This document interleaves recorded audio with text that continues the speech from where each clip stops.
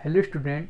तो BSc first year botany में हम पढ़ रहे हैं माइक्रोबायोलॉजी, और माइक्रोबायोलॉजी में हम पढ़ रहे हैं यूनिट सेकंड, और यूनिट सेकंड में भी अपना जो टॉपिक चल रहा है उसमें हम पढ़ रहे हैं अभी कवक के बारे में अध्ययन कर रहे हैं। तो कवक में अपना जो टॉपिक चल रहा है, मैंने बताया था भाई कवकों में जनन या रिप्रोडक्शन। तो इससे लास्ट क्लास में हमने बताया था कि भाई जो कवक होते हैं उनमें जो जनन होता है मुख्यतः 3 विधियों के द्वारा होता है। कौन कौन सी विधि? पहली जो विधि होती है कायिक जनन विधि होती है, सेकंड जो होती है अलैंगिक जनन विधि होती है, और जो थर्ड विधि होती है वो होती है लैंगिक जनन विधि। तो इससे लास्ट क्लास में हमने कायिक जनन विधि के बारे में पढ़ा है कि भाई जो कवक होती हैं उनमें जो कायिक जनन होता है वो मतलब कायिक भाग के द्वारा ही क्या होता है, नए कवक का निर्माण होता है। उसके बाद जो सेकंड जो बिंदु है अपना वो है अलैंगिक जनन। तो आज का अपना जो टॉपिक है रिप्रोडक्शन या जनन के अंतर्गत है अलैंगिक जनन, कि जिसको हम बोलते हैं भाई एसेक्सुअल रिप्रोडक्शन।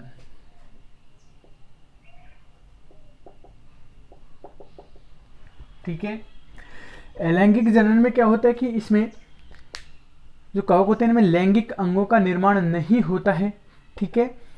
कुछ इनमें विशेष प्रकार की संरचनाओं का निर्माण होता है जिसको हम बोलते हैं बीजाणु। ठीक है। तो हम कह सकते हैं कि भाई जो अलैंगिक जो जनन होता है किनके द्वारा होता है? बीजाणुओं के द्वारा होते हैं। ठीक है।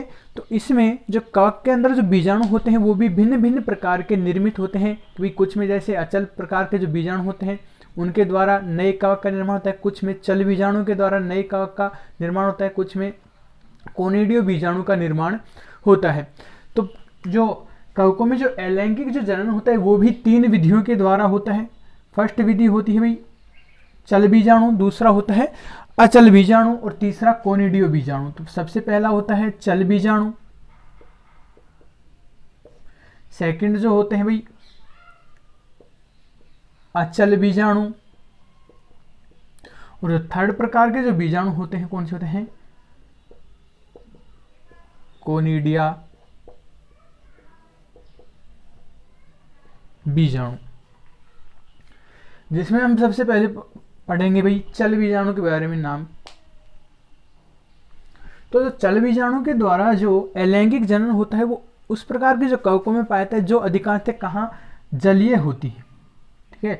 मतलब अधिकांश तो नमी वाले स्थान पर और जो जल वाले स्थान पर जो कवक पाए जाते हैं वहां पर क्या होता है, चल बीजाणुओं का निर्माण होता है। चल बीजाणु की बात करें तो इनकी जो स्ट्रक्चर इस प्रकार की होती है। चल बीजाणु सपोज ये क्या है, एक चल बीजाणु, और इसके अंदर क्या पाई जाती है?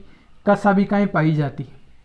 नाम से स्पष्ट है चल, मतलब ऐसे बीजाणु जो क्या करते हैं भाई, गतिशील होते हैं। मतलब एक स्थान से दूसरे स्थान पर क्या करते रहते हैं? गति करते रहते हैं। कौन से कहलाते हैं भाई? चल बीजाणु कहलाते हैं। अब ये बात करते हैं भाई चल बीजाणु होते किस प्रकार हैं। क्योंकि इनके अंदर ये जो हमने स्ट्रक्चर बना रखी है ये लाइन सी, ये क्या होती है? कशाबिकाएं होती हैं। तो जो चल बीजाणु होते हैं उनके अंदर क्या पाई जाती है? कशाबिकाएं पाई जाती है, जिसके कारण ये एक स्थान से दूसरे स्थान पर गति करते हैं। मतलब कि कशाबिकाओं के कारण ही इन बीजाणु में गति पाई जाती है, जिस कारण ये क्या कहलाते हैं? चल बीजाणु कहलाते हैं। और जो चल बीजाणुओं का जो निर्माण होता है वो थैली के समान स्ट्रक्चर होती है उसके अंदर होता है, जिसको हम बोलते हैं चल बीजाणु धानी। ठीक है भाई।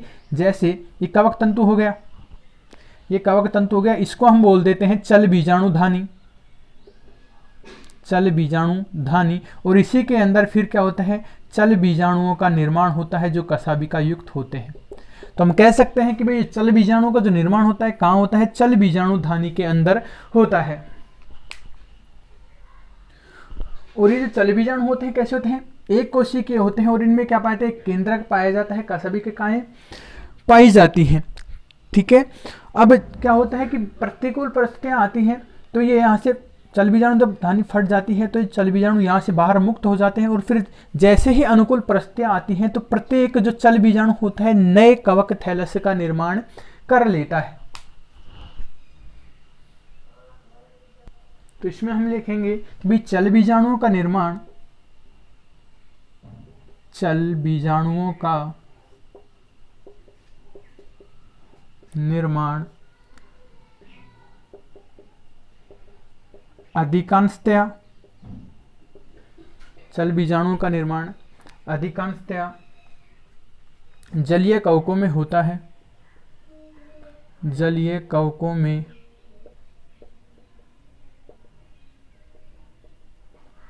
होता है। इनका निर्माण कहाँ होता है भी, हमने बताया था चल बीजाणु धानी में होता है। तो इनका निर्माण थैली सदृश्य, मतलब थैली के समान संरचना पाई जाती है। थैली सदृश्य संरचना चल बीजाणु धानी में होता है। चल बीजाणु धानी में होता है। ठीक है, ये चल बीजाणु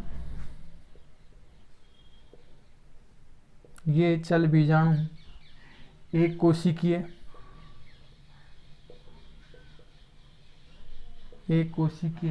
एक केंद्रकीय व कसाबिका युक्त एक केंद्रकीय व कसाबिका युक्त, ठीक है, चलनशील मतलब गतिशील संरचनाएं होती हैं।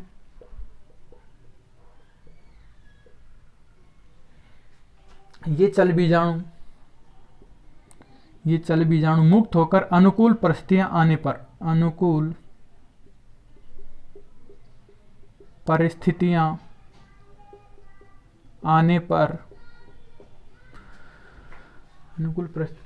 पर नए थैलस्य का निर्माण करते हैं।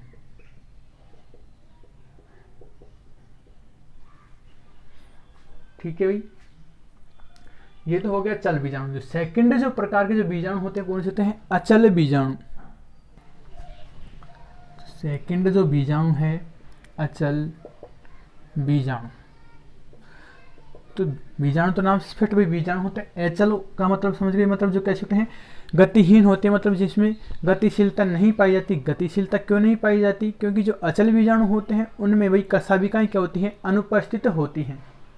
ठीक है, तो अचल बीजाणु की बात करें तो अचल बीजाणु कैसे होते हैं, कसाबिका विहीन होती है, मतलब कसाबिकाएं नहीं पाती। ये एक कोशिकीय एक केंद्रकीय गोलाकार या अंडाकार संरचनाएं होती है। ये हो गया अचल बीजाणु। ठीक है, अब ये इनका जो निर्माण होता है कहाँ होता है भाई, जो अचल बीजाणु होते हैं इनका निर्माण होता है अचल बीजाणु धानी में हो गया भाई। जैसे ये कवक सूत्र हो गया, ठीक है, कवक सूत्र के ऊपर जहां इसका निर्माण होता है इसको हम बोलते हैं अचल बीजाणु धानी। ठीक है, इसके अंदर गोलाकार अंडाकार एक कोशिकीय अचल बीजाणुओं का निर्माण होता है।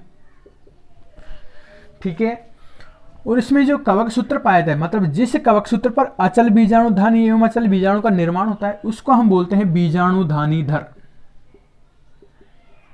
ठीक है भाई, कवक के थैलस पर जिस कवक सूत्र पर अचल बीजाणु धानी का निर्माण होता है वो क्या कहलाती है, बीजाणु धानीधर। ठीक है भाई, कि भाई जिस पर बीजाणु धानी पाई जाती है क्या हो गया, बीजाणु धानीधर कहलाता है। ठीक है, और हमने बताया था ये कैसे होते हैं, कसाबिकाएं अनुपस्थित होती हैं इनमें, तो ये कैसे होते हैं, अगतिशील होते हैं। ठीक है, और इनका जो प्रकीर्णन होता है किसके द्वारा होता है, जल के द्वारा एवं वायु के द्वारा होता है। भाई कसाबिकाएं तो उनके कारण गति कर लेती हैं, लेकिन फिर ये गति किस प्रकार करते हैं, तो ये वायु के द्वारा और जल के द्वारा एक स्थान से दूसरे स्थान पर स्थानांतरित होते हैं। और जैसे इनको अनुकूल परिस्थितियां आती हैं तो प्रत्येक जो अचल बीजाणु होता है विकसित होकर नए कवक थैलस्य का निर्माण कर लेता है। तो इसमें हम लिखेंगे कि भाई अचल बीजाणुओं का निर्माण, अचल बीजाणुओं का निर्माण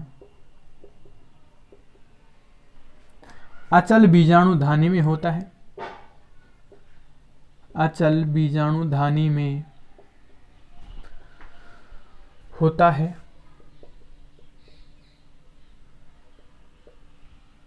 ठीक है, ये बीजाणु धानियां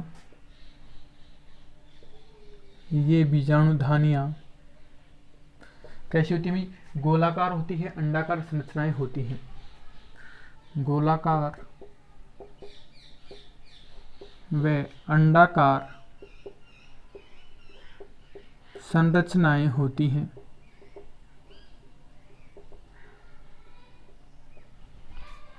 ठीक है, कहाँ पर उत्पन्न होती हैं? बीजाणुधानी धर पर निर्मित होती हैं। जो बीजाणुधानी धर पर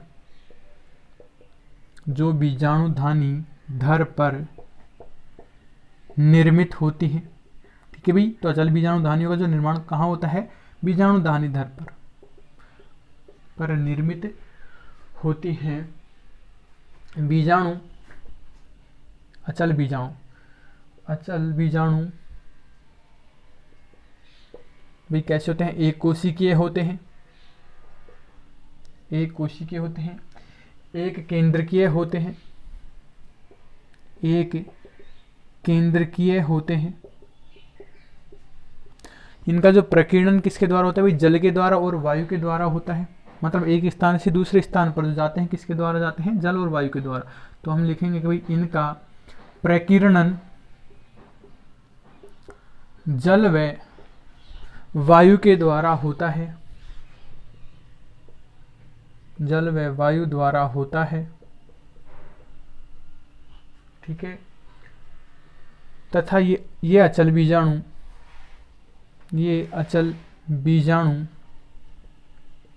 अनुकूल परिस्थितियों में मतलब जैसे इसको नमी और पोषण मिलता है तो ये क्या होते हैं? अंकुरित होते हैं। तो ये अचल बीजाणु अनुकूल परिस्थितियों में अंकुरित होकर नए कवक थैलेस्य का निर्माण करते हैं, नए कवक थैलेस्य का निर्माण करते हैं।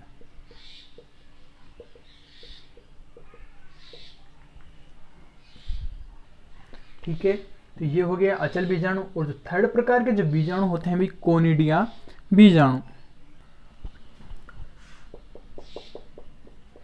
थर्ड है कोनिडिया बीजाणु। अब बात करते हैं भाई कोनिडिया बीजाणु क्या होते हैं। ये जो कोनिडिया बीजाणु होते हैं इसकी जो संरचना होती है कुछ अचल बीजाणुओं के समान ही होती है।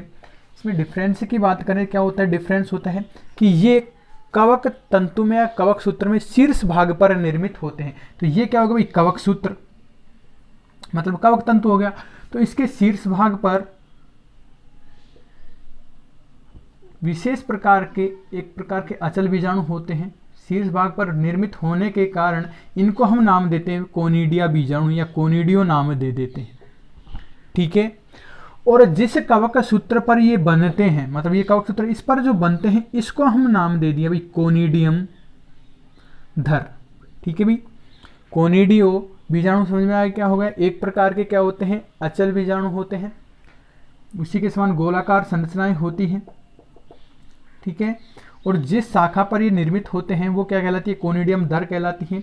और उसके बाद ये यहाँ से अलग हो जाते हैं, ठीक है। कोनिडियो बीजाणु एक दूसरे से अलग हो जाते हैं और अलग होने के बाद जैसे ही अनुकूल परिस्थितियां आती हैं तो प्रत्येक जो कोनिडियो जो होता है एक नए कवक थैलेस्य का निर्माण करता है। तो इसमें हम लिखेंगे भाई कवक तंतु के शीर्ष पर बनने वाले अचल बीजाणु, शीर्ष पर बनने वाले अचल बीजाणु कोनिडिया कहलाते हैं, ठीक है भाई। मतलब एक प्रकार के अचल बीजाणु होते हैं, लेकिन ये कहाँ होते हैं? शीर्ष भाग पर उत्पन्न होते हैं, जबकि जो अचल बीजाणु होते हैं कहाँ निर्मित होते हैं? अचल बीजाणु धानी के अंदर होते हैं, ठीक है। तो बीजाणु क्या कहलाते हैं? कोनिडिया कहलाते हैं।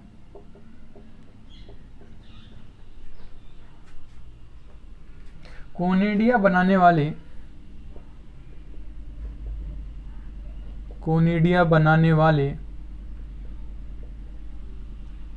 विशिष्ट ऊतक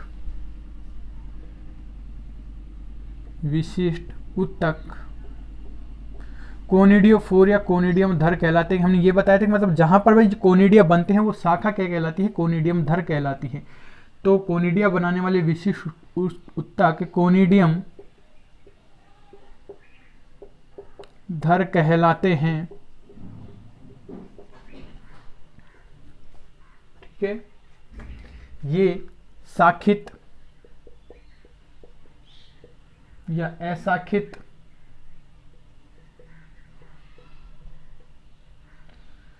कोमा पटयुक्त एवं पटहीन हो सकते हैं, पटयुक्त एवं पटहीन हो सकते हैं।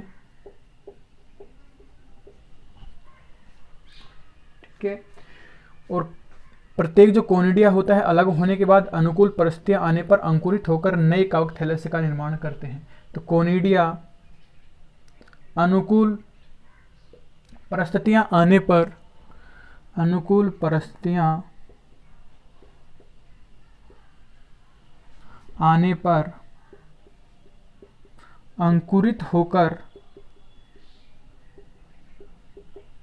नए कवक थैलेसी का, नए कवक थैलेसी का निर्माण करता है।